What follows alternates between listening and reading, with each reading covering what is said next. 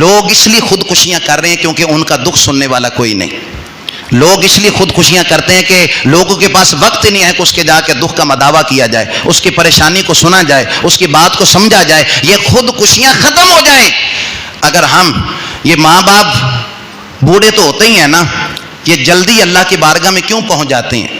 اس لیے کہ جب جوان اولاد وہ باغ تیرے دی کر کر راکھی تے میں ساری عمر گزاری، پھر جدو یہ پھل پکڑ تے آیا تے لے گئے اور وپاری. جب اس طرح کا منظر بن جائے نا، پھر جب اپنی آنکھوں سے دیکھتے ہیں کہ یہ وہی تھا جس پر میری حکومت تھی، آج اس پر کسی کی حکومت ہو گئی، پھر وہ جلدی اللہ کی بارگاہ میں پہنچ جاتے ہیں. وہ دکھ درد جو وہ بتانا چاہتے ہیں، کیونکہ اولاد کے پاس وقت نہیں نہ ہوتا، اس لیے وہ دکھ درد لے کر ہی قبر کے اندر اتر جاتے ہیں. بزرگوں کے پاس بیٹھیں، انہیں وقت دیں، اور پریشان حال کی اگر تھوڑی سی ہمت کرنے کی وجہ سے، تھوڑی سی آپ کی جو ہے وہ ایک حوصلے والا جملہ کہنے کی وجہ سے، وہ یہ خودکشی والا انتہائی قدم اٹھانے سے اگر وہ بچ جائے تو جس نے ایک جان بچائی اس نے پوری انسانیت کو بچا لیا.